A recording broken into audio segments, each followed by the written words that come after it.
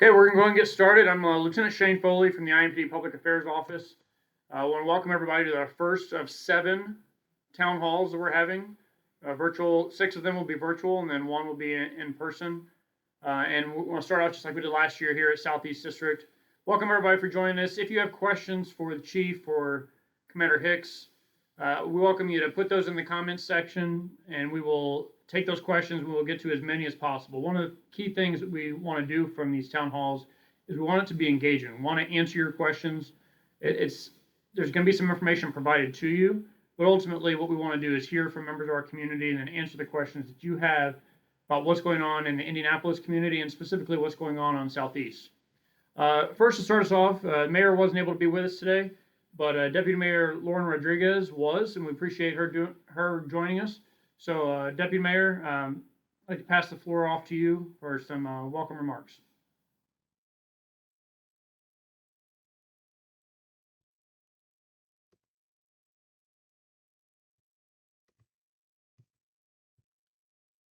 It looks like you're muted, so I'm going to check and see if I can unmute you.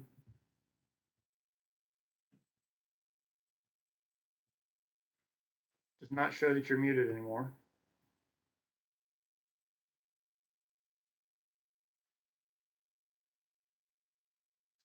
Okay, we will come back to Deputy Mayor Rodriguez. Chief, you want to get us started with some welcome remarks? Sure. So I'm Chief Randall Taylor, Indianapolis Metropolitan Police Department. Thank you so very much for being here this evening. Hopefully you know or will know by the end of this that your participation in this virtual town hall is very important to us. Not only do we want to share information with you about what's going on with the department, especially on Southeast District, but we want to hear from you. It's very important that we hear from you so that we can do our job to the best of our ability and support you, the community, any way we can. I will be here throughout the night, even though I may be off camera. I am certainly listening. And again, thank you for your participation. Thank you so very much for all that you do as a community. Appreciate it. Are we going back to Deputy Mayor Rodriguez, or are we going directly to Commander Hicks? Lieutenant, you are muted.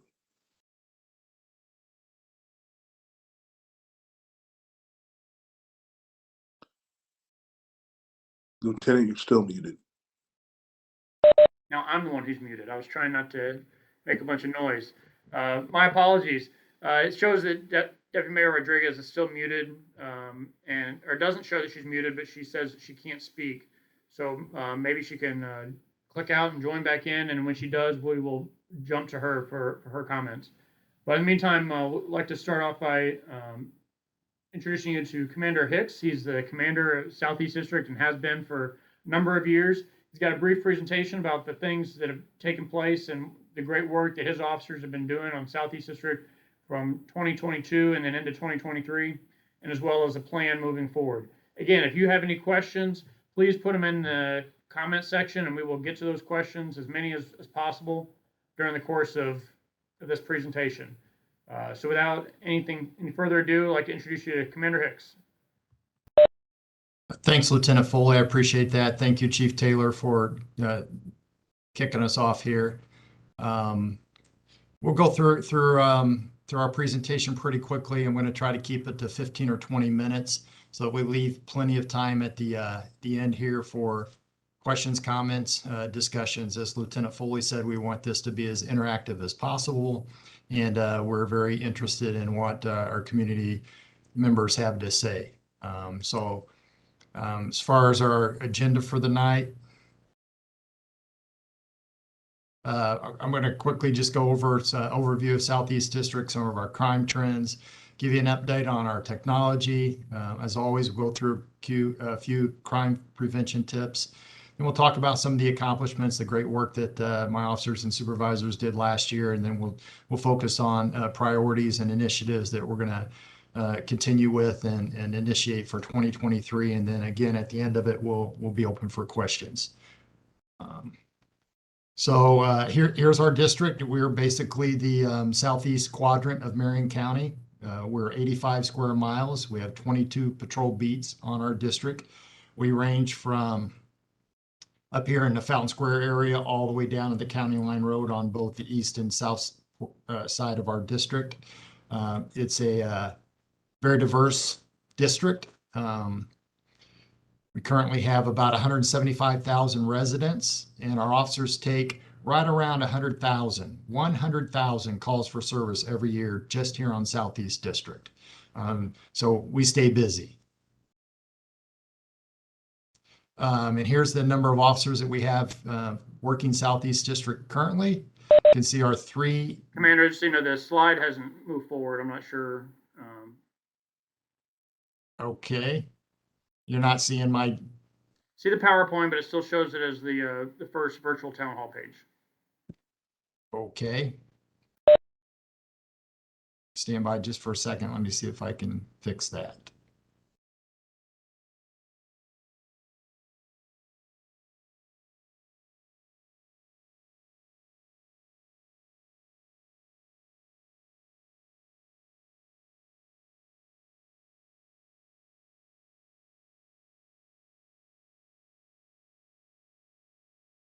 There you go. That's working perfect. Thank you, sir.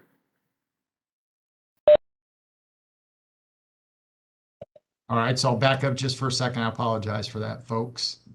Thought we had kind of ironed these things out a little bit, but there again, that's our district with our 85 square miles, our 22 patrol beats. And then working those areas, we have our three major shifts: day shift, middle shift, late shift. They're comprised of roughly 35 to 40 officers. And then we have 13 district detectives that follow up and investigate cases that the patrol officers, the beat officers go out and take reports, and the district detectives will follow up on a lot of those. And then we have our neighborhood impact section. I've got 14 officers working in that area. So I've got 137 total patrol officers working in the district right now. We also have 25 supervisors and 5 professional staff that help us get our job done every day. As far as crime trends that we're seeing, so our homicides and non-fatal shootings are pretty flat, meaning we had about the same number in 2022 as we had in 2021. So we're glad that we didn't see an increase, but obviously we'd like to see those numbers going down. Of all of our major crimes, the only thing that we saw increase in was our aggravated assaults. Aggravated assaults can run from anything from non-fatal shootings to stabbings to somebody hitting somebody else over the head with an ashtray. That's a weapon that's considered an aggravated assault. All the other categories, robberies, burglaries, larcenies, auto thefts, arsons are all trending down. Here's another way of looking at it. So our criminal homicides, like I said, we had 27 incidents in 2021. We had 26 in 2022. As far as victims, we had 27 and 27. So that tells me that in 2022, one of the 26 incidents that we had involved 2 victims. So that's why you see the number of 27. So again, we were perfectly flat on those numbers. Our aggravated assaults, again, we went from 740 in 21 to 778 in 2022. So about a 5% increase in that area. Everything else was down. Robbery is one of the things, as IMPD is an agency and us on Southeast District really tried to concentrate on this past year. So it was really nice to see that we had a decrease in our robberies. We actually did even better in our property crimes. So if you see the property crimes, and honestly, the property crimes are what affects more people than the violent crime. And, you know, we're happy about that. You see the total numbers are far more in the property crime. So the burglaries, the auto thefts, larcenies from vehicles, those types of things, we were down in every single category. So when you add all that up, overall, we were down on our crime about 10%. So we're happy to see that. Here's another slide that just has a same information, just a different way of showing it. So again, violent crime was down about 1%, property 11.4, overall just under 10%. So we're proud of that. I attribute that to the hard work of our officers and our supervisors. going out and doing quality police work and being able to kind of help drive crime down. Now we'll move on to our technology update. Technology is really improving the way that we're doing things on the IMPD. We've got body worn cameras that all the officers have now. We're really sinking a lot of money and investing in our community cameras. Right now in Southeast District, we have 4 community cameras, and what community cameras are those are the cameras you'll see on utility poles around the district that will take video of anything coming and going past that camera. We've got up to 15 that are supposed to be coming to our district this year. There's been some supply chain issues. We were hoping to already have them by now, but we don't. But hopefully they'll be in soon, and we'll place those strategically around the district to try to catch some of our hot spots and our high crime areas. The cameras have been very helpful in catching criminals going to and from their crimes. They've really helped us solve a lot of the crime that we've had. We're also we'll have 12 to 13 trailer cameras, and there's a picture of that there in the slide. What those are basically mobile cameras that we can put on any corner or any hotspot that flares up. One is a deterrent because criminals see the camera and they don't want to get caught in the act. So maybe they move on and do something else. Or if they're bold enough to go ahead and commit a crime, the camera will capture that for us. So the cameras, we can actually watch those. So our officers can watch those cameras from inside their car to see what's going on their beats if they're in a different part of it at a certain time. And it also records, so it can help detectives later on in solving crimes and putting good cases together. Next, we've got the automatic license plate readers. Soon we'll have 275 of those in place around Marion County. The good thing about the automatic license plate readers, again, is any car that drives by that automatic reader, the license plate is captured. So if we have a homicide in an area that's close to one of those cameras, then a detective or an officer can get on the system and look to see maybe what cars left the area about the time that crime occurred. And it can really help us with leads on maybe who to look for and where we go from there. Also wanted to mention B-Link real quick. B-Link is the interactive camera system that we have where businesses and citizens can join B-Link. So if you've got a camera on your business or your home and you want to give us access to that, it's limited access. Then you can join and be part of that group. There is a small, I think it's $20 monthly fee to be part of that. But if you're interested in that, certainly contact us here at the district and we can give you further information on what B-Link is and what that's all about. Again, I feel like the more cameras that we have helping us out, the lower the crime will be and the better opportunity we have to solve what crime does occur. Continue with the technology update. Deputy Chief Barker's done a really good job of providing us with some new data systems. We're actually working with an outside crime analyst to develop those systems. And the good news about that is it seems like I'm getting better data now quicker that helps me decide and my supervisors decide where we need to concentrate our resources on to try to drive the crime down and prevent further crime. So those systems, we're excited about those. Hopefully this year that we'll develop more of those and we'll see some fruit really coming of that. Again, I mentioned the body worn cameras a little bit earlier. That system seems to be working as designed. We're having very few issues with the cameras malfunctioning or anything occurring with the cameras. So I say overall, that's been a huge success for us. And here at our headquarters, we recently added some new TVs and monitors so that we can display some of the camera footage that we get and some of the operational plans that we're putting in place so that when our officers come to roll call, it's easy for them to gather information about what's going on their beat. Now we'll slide over to some crime prevention tips. I always like mentioning this. Again, I mention this every year. Please don't leave your car running and unoccupied while it's warming up. We've been a little bit fortunate this year because it hasn't been that cold, so I don't feel like as many people are leaving their car warming up before they leave in it because the wrong criminal comes by, they'll jump in your car and take off before you know it. So please don't do that. We've got, don't put boxes out for trash. So if you go out and buy a new fancy big screen TV, I'll drive through the neighborhoods and see these boxes out in front of a house, and I'll know, oh, those folks just got a brand new big screen TV. Criminals drive by and see that maybe as an opportunity to come by when you're not home and get your brand new big screen TV.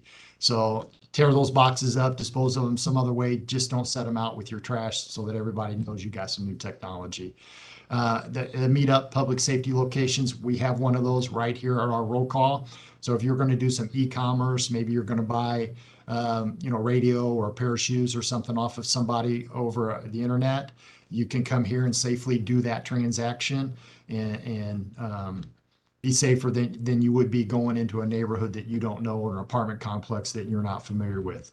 Again, park your car in well-lit areas whenever possible. Don't leave valuables visible in your car, especially guns. I can't tell you the number of guns that we have stolen out of cars.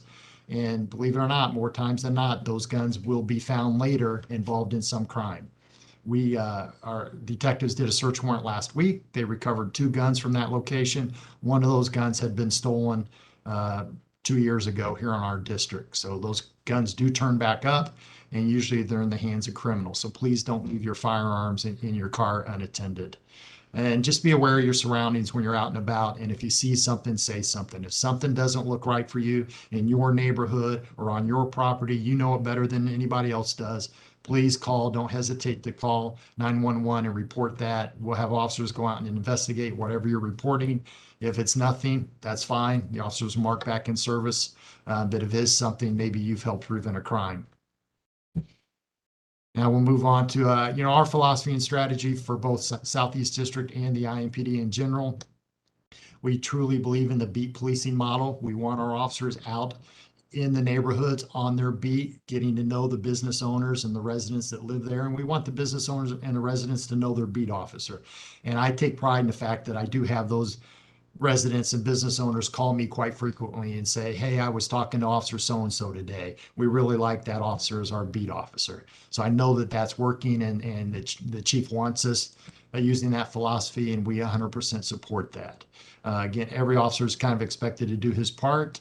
And we're targeting persons, places, and behaviors. Years ago, when I was a young patrol officer, we would go out and kind of stop any car that was moving in a crime-ridden neighborhood. We really don't do that anymore. We're really trying to do a laser focus on the persons, places, and behaviors that are causing the most damage in our neighborhoods. And again, community involvement is essential to that whole thing. So what do we mean by persons, places, behaviors? Just like it sounds, persons are individuals that we identify who are repeatedly involved in criminal activity. We will try to target those people, take them off the street so they don't keep perpetrating their crimes on our law-abiding citizens. Places, that's when we locate a place that is having an uptick in crime. It could be a house on a certain block that neighbors are calling in saying, hey, I think they're selling drugs out of this because it's nonstop over there 24/7. It could be a local business that we're getting a lot of robberies at. So we want to concentrate on that. As far as behaviors go, again, we concentrate on those behaviors. If we've got a robbery crew down here committing robberies, then we'll try to do something about the behavior of robbery. So that's what we mean when we say persons, places, and behaviors. Some of the 2022 highlights, again, our overall crime was down. We're happy about that.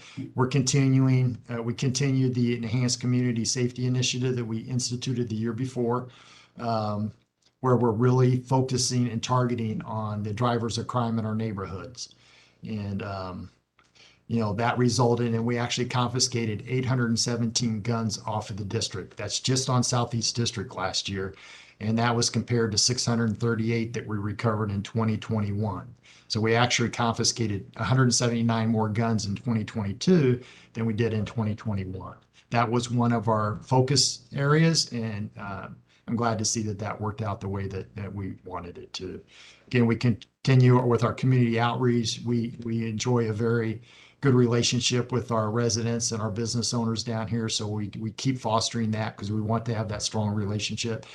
Because we can't do everything to solve crime on our own. We need the help of residents and business owners. So we appreciate that. Here's an example. I always have to throw some bling in here.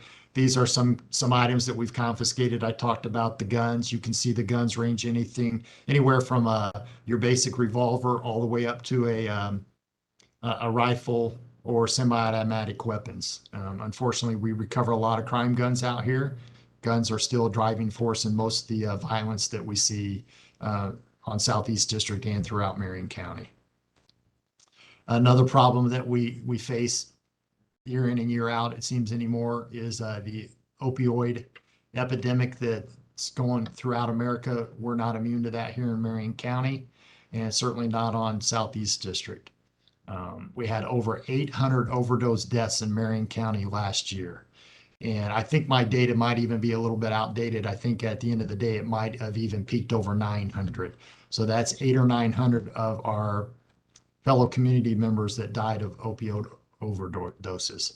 So one of the things that Chief Barker kind of initiated last year with a partnership with Overdose Lifeline was that we've now placed one of these opioid rescue kits in front of every roll call site in Marion County.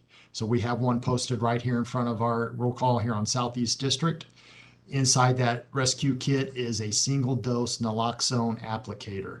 Free of charge, you can come by, get one of those. So if you have a family member or a friend who you know is addicted to opioid drugs, come get an applicator. If you know, heaven forbid, if they're overdosing in your presence, at least you would have a tool there to help them out. It's very easy to apply. There's simple instruction with it. So I'd encourage if you have this issue with somebody that you know, please come by and get one of the kits. So what are our priorities for 2023? Basically, you know, in a lot of ways, the same priorities we had in 2022.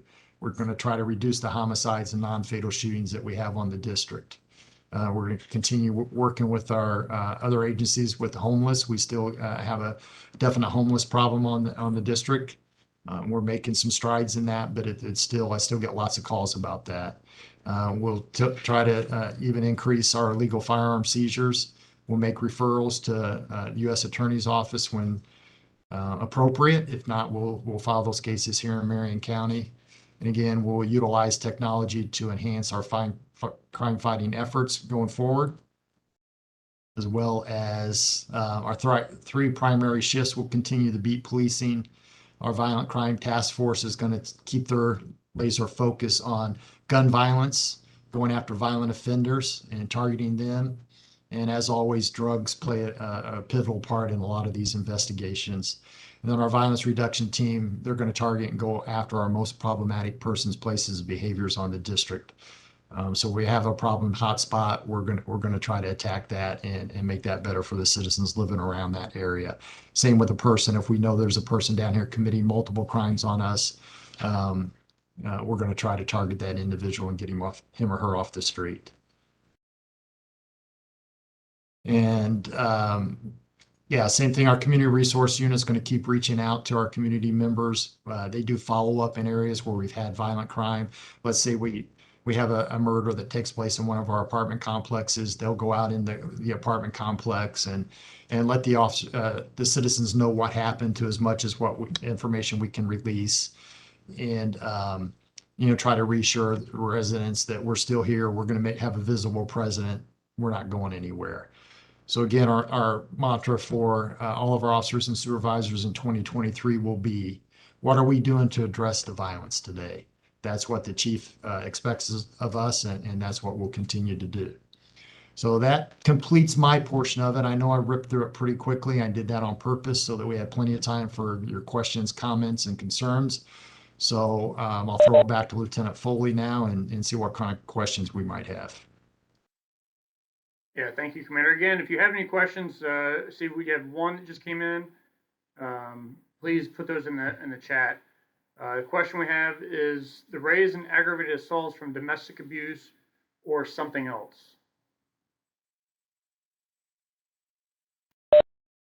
Yeah, there was a lot. And I thought I had the data there. I think of those 700 and some aggravated assaults we had, 275 of those were domestic related. So there was a significant percentage of those aggravated assaults that were domestic related.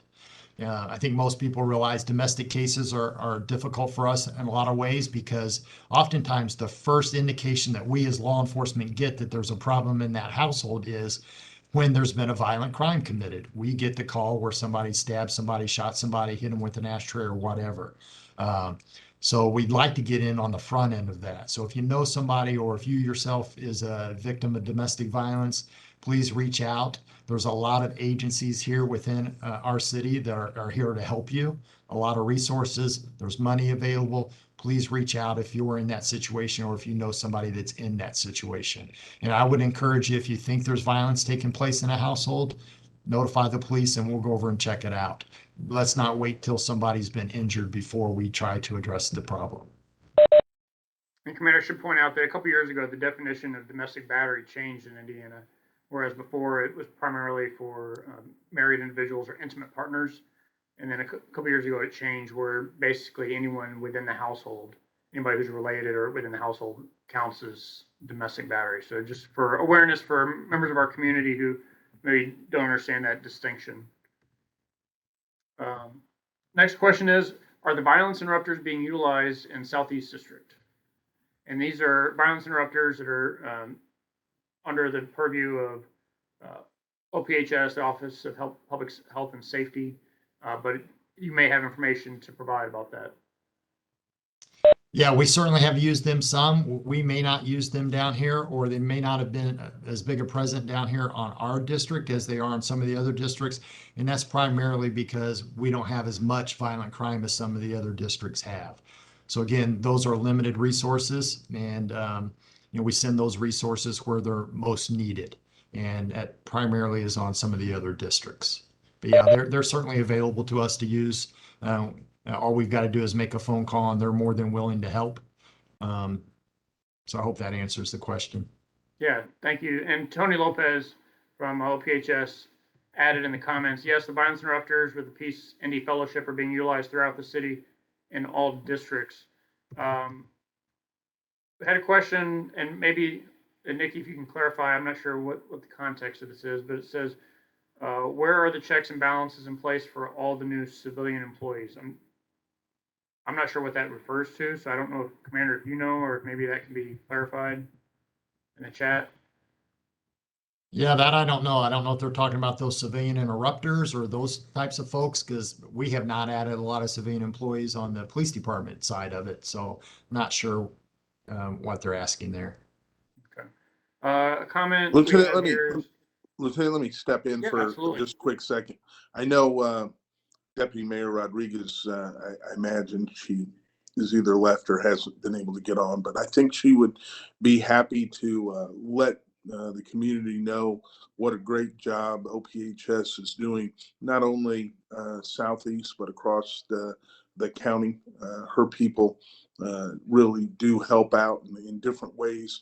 One of the things that I would share about that group is, they are the leaders from the standpoint of really working on getting a clinician-led mental health unit together, and I think we'll see that sometime this year, something that we really are looking forward to. The other thing I appreciate about them is a lot of times when we think about violence and different crime in the city as a whole, a lot of people will talk to me about systemic issues, education and housing and jobs, food deserts and all those things. OPHS, along with Deputy Mayor Judith Thomas with neighborhoods, really are striving to bridge those gaps that need to be bridged as far as those things are concerned. A lot of times those things are outside of the police department's ability. We don't have either funding for those things or the manpower to handle some of those issues. So really we try to work as a team for the betterment of the city. And fortunately, when we do work together, I think you'll see that a lot of things do go better, including drops in crime. Thank you, Chief. Commander, the next question relates to the gas station at East Washington Street in Euclid.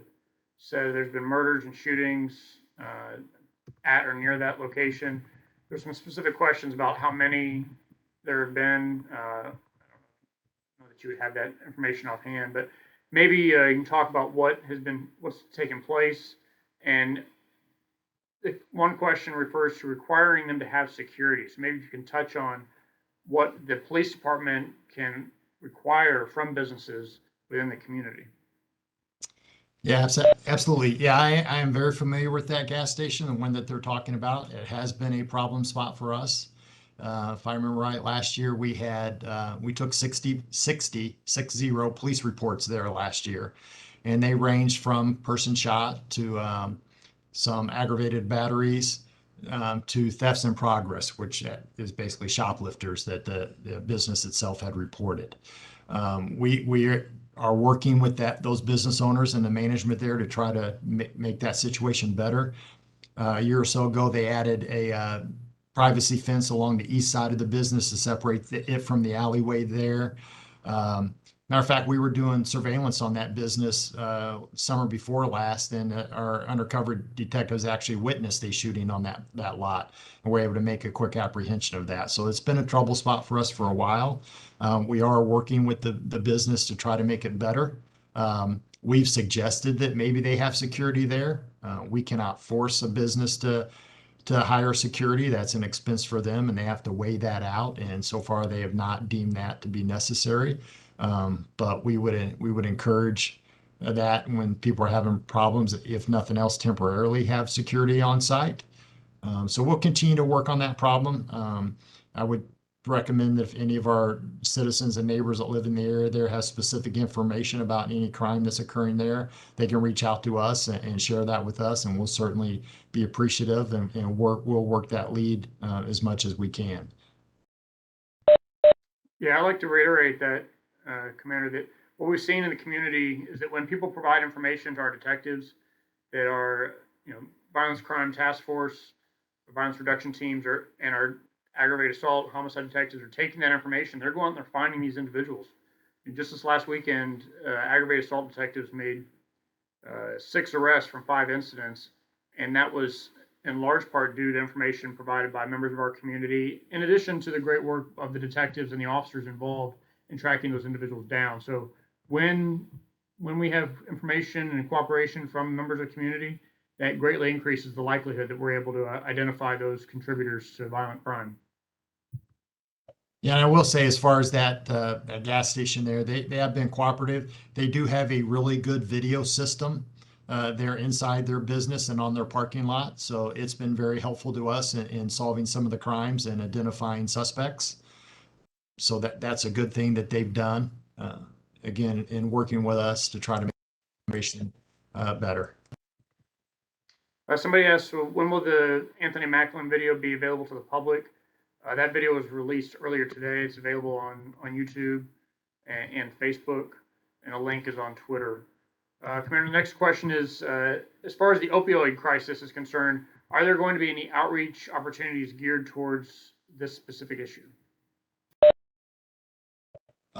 Yeah, we don't have anything planned right now. I mean, it's one of the things that we talk about when we go around to the different community meetings and talk to groups around our district, because it is a problem.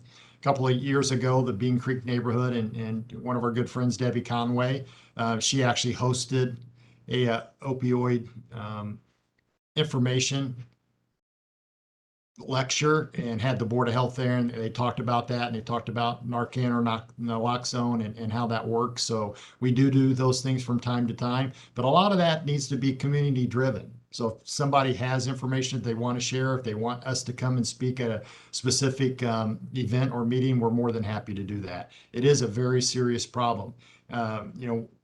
We're trying to reduce the number of criminal homicides that we have, which is just over 200 the last few years, each of those years. And we need to try to reduce that. But if you think about that, we had nearly 4 times that many overdose deaths, nearly 900. And a lot of people don't know nothing about that. And it's tragic. There's almost a day that doesn't go by on our district where we don't have one. And that really affects families in our community, and it's really heartbreaking. And and what is happening now is, I think most people have heard of fentanyl, and Fentanyl is coming mostly from Mexico across our southern border. It gets up into our communities, and the criminal element is lacing meth, they're lacing heroin, they're lacing most drugs with fentanyl now. So if you're used to taking a certain amount of heroin and you do fine with that if you're an addict, if it's been laced with fentanyl and you take that same amount, that you can die from that because you're not expecting the fentanyl to be in there. Fentanyl is a very potent drug, and that's why we're seeing more overdoses than we do. A lot of the criminal element is even pressing pills now that will look like prescription medication, but it's really not. It's medication that somebody has made up in their garage or their basement or their home, and addicts are taking those pills and they're overdosing. So it's very sad, and yeah, we definitely want to do as much as we can to try to better that situation because it's heartbreaking that it's affecting so many people in our community. Yeah, let me say this. So Commander Hicks already mentioned about the naloxone at the stations, and that is something that we're doing across the county. One of the ways we can do that is because of the opioid settlement dollars that exist allow us to do some of those things, and then hopefully find other solutions to that problem. I know I've come across a number of people who've had family members that have unfortunately dealt with that issue, some who have passed. We certainly want to reduce those numbers as best we can. And Peggy put in the chat that the Southeast Community Resource District Council is working with the health department to hold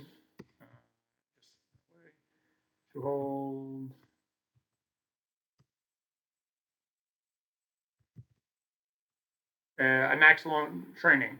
So thank you for that. Commander, do you have a MCAT unit on Southeast District? And that's a mobile crisis assistance team for those who are not familiar. Yeah, we do have a unit here. Our normal MCAT officer, Josh Morgan, had surgery recently, so he's out recovering from that surgery. But we do have another officer, Robinson, who is down here, who is filling in for him. So yes, we do have an active MCAT unit here on the district, and for those of you that don't know, our MCAT unit takes one police officer along with one clinician that's provided by Eskenazi Health, who respond and follow up mostly on runs where we've encountered somebody that's having a mental health crisis. We try to get them into treatment. If they haven't been diagnosed, we try to get them diagnoses. If they're out of medicine, we try to help them get updated on their medicines, those types of things. And where it helps us is that before this program started, we would get repeated runs to the same addresses on these same folks who were having mental health crisis. We've seen a drop in those runs to those locations now because we're doing the follow-up with our clinician and our officer who have more time to spend with those folks and get them into the treatment that they need. So that's where it really benefits us as a police department. It benefits that person who's having the crisis. And so that's a very successful project that we're trying to increase and make bigger, expand that program. But yeah, I believe that that's available on every single district now on a daily basis. It's not 24/7, but they primarily work day shift. And again, they follow up. Even if a late shift officer at midnight has a run on somebody, they send that information to our MCAT unit and they follow up with them the following day or as soon as they can. Lieutenant, I want to add to that. Also on Commander Hicks' district is the Assessment and Intervention Center, the AIC, which is another resource for the community. Does not have to go through MCAT, does not have to go through the police department at all. They accept walk-ins. And there's a program where you could get a free ride with Lyft. That's available too, and we can get some of that information posted in the chat or follow up if someone needs some of that. But that's also it's over in the Twin Air area near the Criminal Justice Center, and available 24 hours a day for people that are in crisis and may have other emotional mental health needs. Thank you, Chief. And for those that don't know, that's Assistant Chief Chris Bailey. Commander, the next question, I think this relates to the gas station. It's just kind of in the chat, so hopefully you may know what it's referring to. But it said, what about the apartments next door? That seems to be where issues seem to come from. Would that relate to the gas station? Yeah, that's the same gas station there, 4400 block of East Washington Street. Yeah, we do have issues with those apartment complexes too. A lot of those are Section 8 and they cater to folks in our community that struggle with different things. And there's not a lot we can do about that. We have a good relationship with the management of those apartment complexes, and we meet with them on a regular basis. And yeah, a lot of times the folks that go over and hang out at the gas station and commit crimes, some of them come from those apartment complexes. But I would tell you, a lot of them come from other parts of our city as well. So it's not just the apartment complexes nearby that are funneling in and driving the crime at that particular location. It's from various areas. But it's a valid point to think that those apartment complexes might be contributing to the problem. Next comment says, we have a procedure to deny a liquor permit, and I'm thinking this is a temporary permit, not like a liquor license. So given the next question, it says, why can't we have a procedure to require security or shut down the business? So maybe that's just an understanding. The next question said, how many have been solved? We don't have that information offhand from a specific address, but Commander, if you can maybe touch base on why can't we just shut down a business? It may seem obvious, but maybe some it's not. Yeah, a lot of times we don't have the authority to go in and shut down businesses. We have excise police and we have a fire marshal if they're over on capacity, things like that could come in and shut down businesses. We really don't have a lot of problems here in the Fountain Square area with problem dance clubs or bars or anything like that. I know some downtown has an issue with that, some of the other places. But if you're talking about temporary beer and wine permits, somebody wants to do like a wedding reception or hold a birthday party, a one-time event here on our district, then that person is required to come here to the district. Either I or Captain Ferklick reviews their application for that, and then we have to sign off on it to say that we don't see any issues from our point of view on giving them that temporary permit. Temporary usually it lasts for a few hours, however long a wedding reception would take or a birthday party. But then once it leaves here, it goes over to the excise police, and then they have to approve it as well. And part of what they look at is you have to have a designated area for only folks over 21. If you're going to have underage people there, you have to provide security in certain circumstances. We really don't get into a lot of that. We know our district and we know what our problems are. And we deny some of those, but for the most part, most of the one-time beer and wine permits are pretty benign, and we haven't really had any issues with any of those. The bigger issue about problem bars in an area, we've had a few of those on our district, and we've attacked those. We have a nuisance abatement unit led by Captain Boomershine and Lieutenant Bill Carter. Anytime we call them up, they're Johnny on the spot coming over. They know those laws and regulations better than we do because they do that kind of work all the time. So yeah, we have some tools at our disposal if we're having that type of issue that we can bring to bear. So again, if you know of a location on the district that's causing a problem, let us know about it and we'll look into it.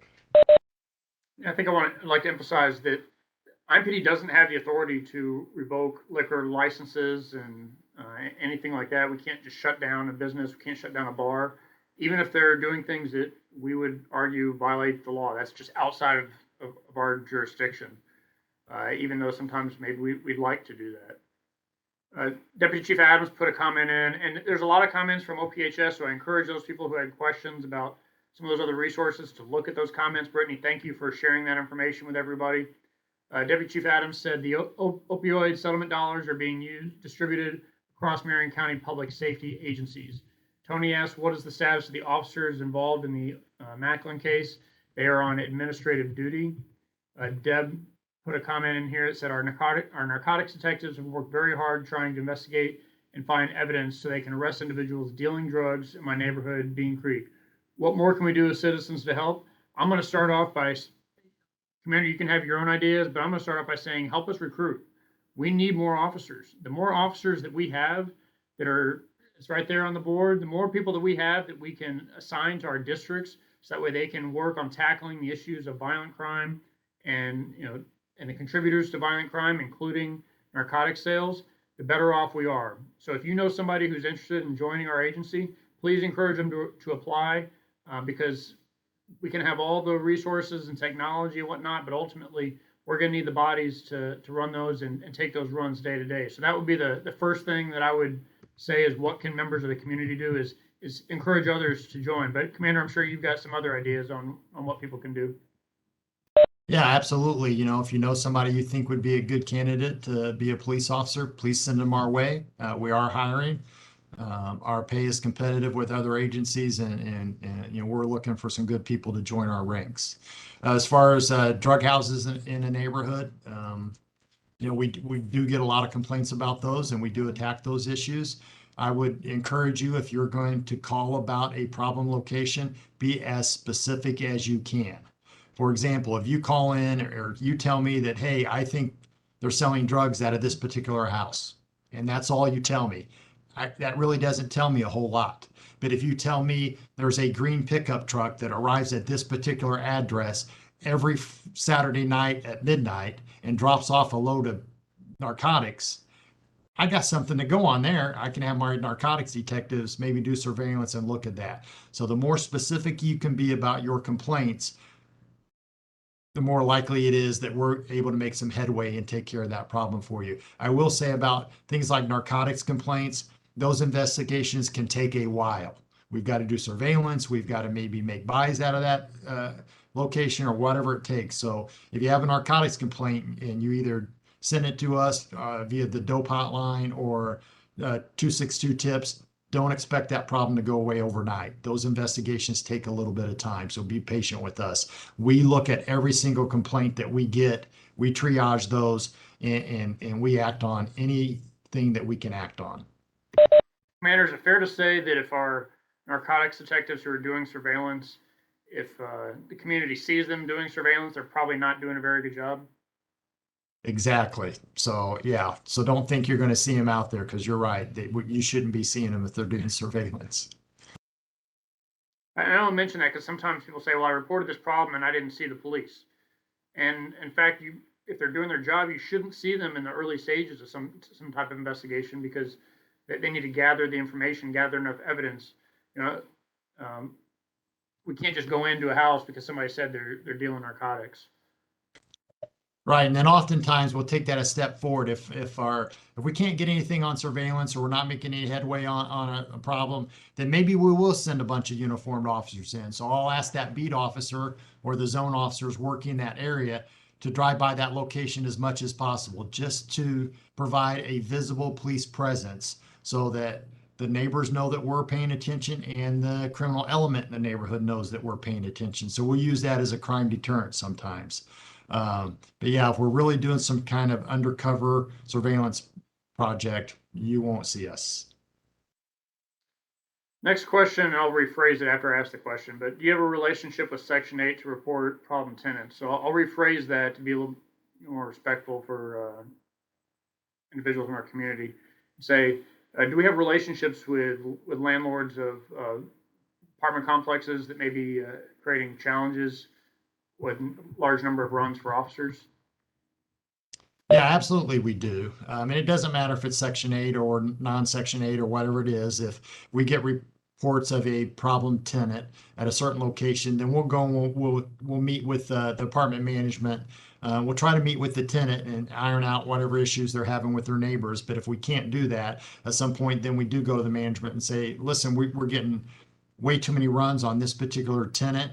Can you guys speak to them? And if they're not willing to do the things that they're supposed to do, usually they're breaking tenets of their lease. If they're causing those kinds of problems, then yes, we can ask the landlords not to renew their lease or try to get them evicted. So we do enjoy nice, healthy relationships with most of our apartment complexes down here, and even landlords of some of the rental properties. we've got several down here that own a lot of rental properties, and we have good relationships with them, and we try to work with them as much as possible to try to solve problems before they become any worse. Thank you, sir. And if anybody just joined us, we've got a few minutes left. If you have any questions, please put those in the chat. Tabitha said we need more officers, might need to limit some of the stipulations for joining. Tabitha, I would tell you that the Civilian Police Merit Board establishes the ultimate criteria for who joins, and we, as well as that board, reviews the criteria to determine what's appropriate. We certainly want to keep our standards high. The community has high expectations of us, and we don't want to do anything that lowers those expectations that the community has. And then there's a comment that says there's a group of people gathering around electrical box at the corner of Linwood and Washington Street waiting for vehicles to pull up and then drive off after an exchange. So on the southwest corner. So maybe that's just information for detectives to be aware of, which I'm sure we can pass along to those individuals and the officers who work in that area to just be visible. I don't see any other questions. I'm not sure if I missed any. I don't think I did. We'll give it just a minute in case there's any others that jump in here, but. Yeah, while you're doing that, Lieutenant, I'll take the time if I can. Just I want everybody to know how proud I am of our officers and supervisors, not only on Southeast District but throughout our agency. Our men and women come in every day and do a difficult job, and they're happy to do it. It's a noble profession. They're proud to do that, and I feel very blessed to work with some of the best police officers in this nation. And any successes that we have as Chief Taylor or me as a commander, it all goes back to the hard work that our men and women come out and do every day. And I know I get lots of calls from the community thanking our officers for the hard work that they do, and we're very appreciative of those. Those calls are very important. We get letters here and emails from citizens thanking officers for specific acts or just thanking them in general for being the police and serving and protecting. And again, I feel like I've got the best district in the city because I have great cops and supervisors that work for me. I know the other commanders would argue with me on that. Again, we have great cops all over our agency, and I'm very proud to be part of it. And I'd be remiss if I didn't kind of hammer that home. Yeah, thank you, Commander. I think that's important to acknowledge. There's one last comment here. With the different media stories revolving police, either within the city, state, around the country, is IMPD having to address different methods of training officers or dealing with different situations? Or can you speak to how IMPD has been addressing these concerns to ease the public's view? So, I guess what has IMPD done? And there's been a lot in the last 5 years or so to be progressive in addressing community concerns and being ahead of expectations for training and preparing our officers to better serve the community. Yeah, let me share this as well. Whenever a critical incident occurs, whether it's here in Indianapolis or other parts of the state or the country, on ourselves to review those incidents, see how our policies and procedures match up to those things where we can improve on. Those are things that we discuss with training in order to try to make us the best that we can be. That's a never-ending battle, right?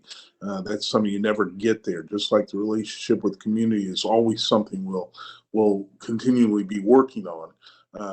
But we understand that, and that's fine. And I believe that it does make the department better when we review those things. The other things that we do whenever we have critical incidents here is I have a group of about 50 citizens of all different ages and races, and, different backgrounds, that we review those critical incidents with, the ones that we're going to put out, just like the one that we put out earlier today. Whenever those things happen, we review those body-worn cameras with this group, and we listen for their their comments, their questions, their concerns, what they feel was correct and what they didn't like.